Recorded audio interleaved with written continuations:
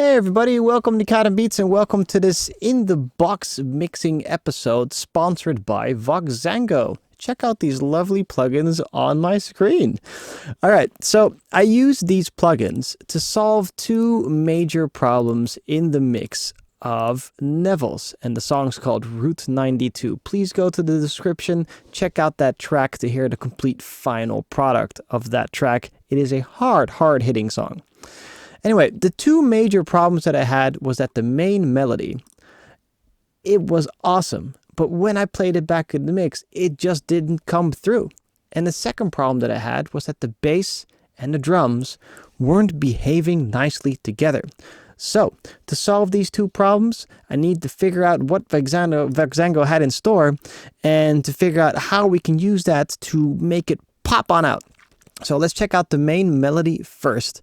And you'll notice that as soon as I press C and turn it on and off, the main melody will pop on forward. All right, let's check this out.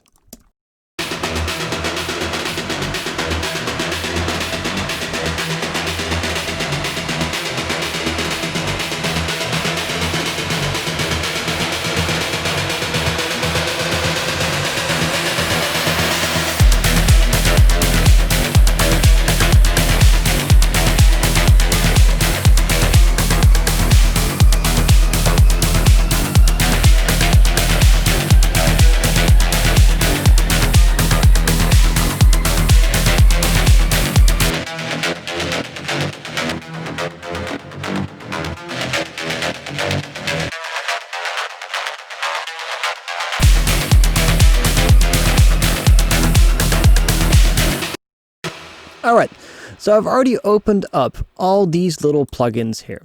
And let's first start with the concept. Because if you first understand the concept, then you're going to be able to apply this to your own work. So first, figure out where the lead plays. Is it more in the low end that it's playing? So here, then you're going to need more top end. Second, if your lead is playing mostly in the side, and it doesn't have much impact in the middle, then your lead needs to have more impact in the middle.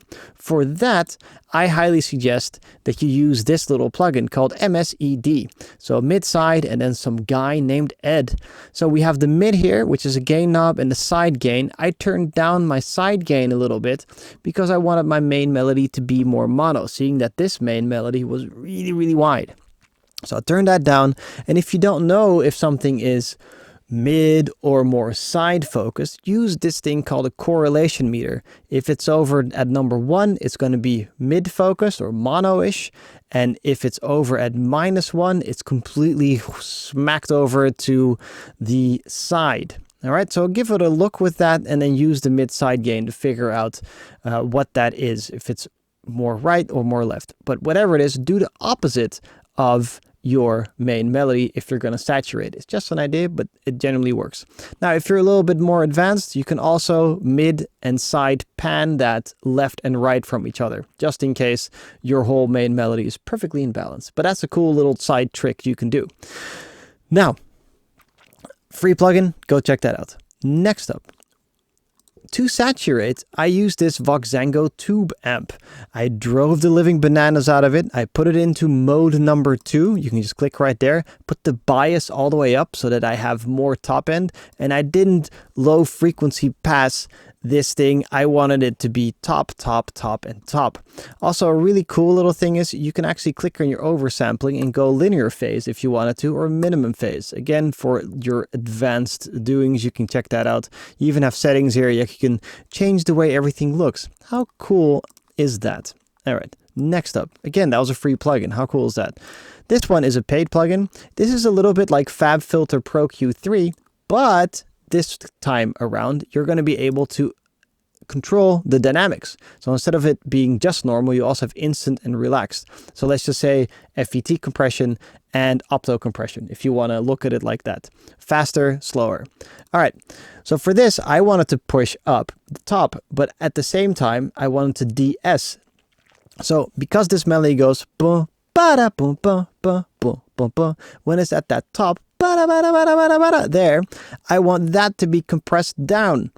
And if the rest of it plays, the bottom parts, I do want that to have lots and lots of saturation and not be turned down. So it's a super easy little thing. It's just dynamic compression, basically multi-band compression, but then you have bell-shaped curves. All right, next up, super nice little plugin to have. Next up, I only use an EQ because I only needed this to be mono-focused and at the top, because this thing was low end focused and in the side. So I literally did the opposite. This is the way that you can get your track, your melody to fill the stereo field and make something pop out if you need it to pop out. It's just a different way of thinking. And if you use that concept, everything should be working perfectly fine. Also, make sure that you always automate. Just like buying a house, it's location, location, location, doing a mix, automate. All right, automation to make it rhyme. Okay, so that's the first little thing. The next thing that I needed to do, or the next problem that I really had to solve, was that the drums, the kick drum of it, was really like It didn't have any attack to it in the low end. And the bass was kind of the same thing. It was like that, you know? So what can you do in that situation? Well, Drum Former showed up and said, we can actually saturate the low end and compress the low end. So with the compression, I can shape the attack. So I can, instead of it being like buh, buh, buh, I can get a bop, bop, bop in the low end only, because it's a multi-band, 3-band thing. So I have the attack a little bit slower, release set like this as well. You should probably know this. And then we have the saturation knob, because with that saturation, instead of it just being like this brr again, I can get it to go pop and at the same time, so to pop, and at the same time I can get saturation, so it sounds a little bit warmer instead of that siny type of kick drum. Let me show you that as well. I'm going to just play this part through, and I'm going to click my number 5 button, and when I click number 5, all this crap turns off.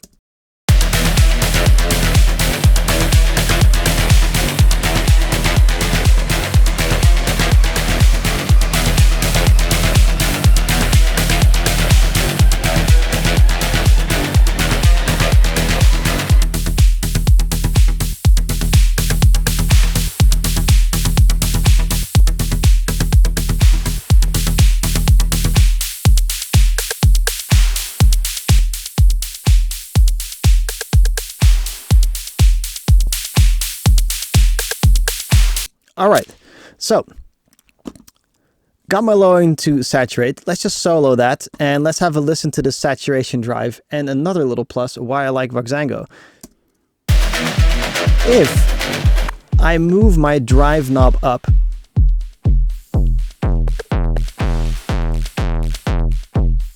the volume doesn't increase, so it's actually gain compensated. How nice is that?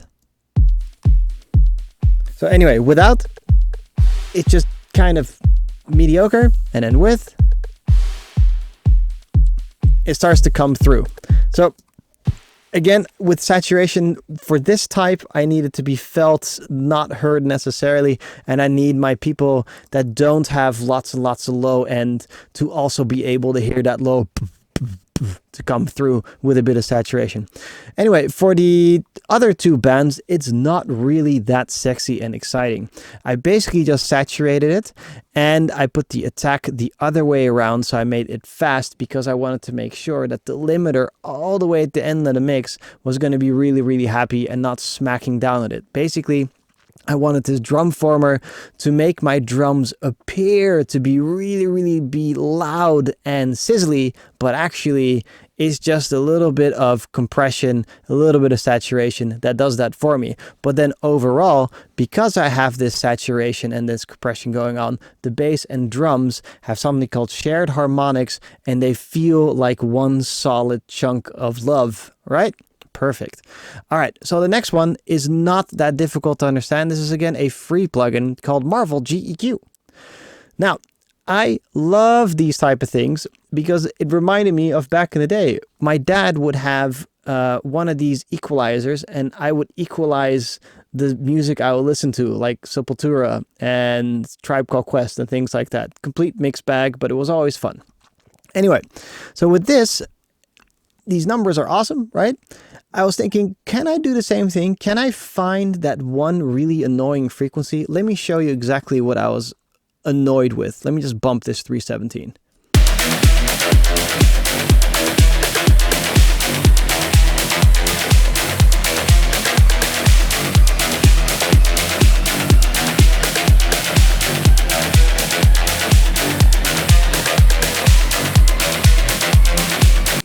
Now, normally between about 126, that's actually a funny number as well, between 126 and around 500 in this area, generally speaking, you're going to be finding boxy, muddy frequencies that can get annoying, kind of build up frequencies that get a little bit annoying, especially when you start saturating.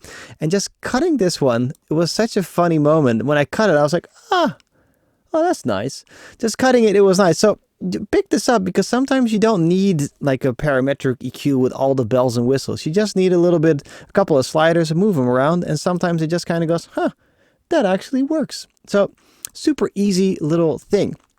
But regardless, the concept here is for the drum bus just to smash them together and to use a EQ after you smashed to kind of balance out how the sound sounds. So I've kind of already used an EQ over here to balance out the sound a little bit, and then I used one more little EQ to just cut away a bit of that doop sound, which I don't really like. All right. Anyway, that's this short little episode. I hope you've enjoyed it. Make sure to like, subscribe, click the little bell notification. It would help out a lot. Make sure to go over to Nevels to check out the Route 92 song. It is dope. And last but not least, thanks a lot, Voxengo, for having me on. If you still have questions or you like these type of concepts, make sure to go over to patreon.com/catandbeats. There are more than 200 videos of just user-based questions. Or if you don't feel like going over to Patreon, no worries. Check out the rest of the YouTube playlist. See you guys next week where we're going to hit another song with some more Voxengo awesomeness. Bye.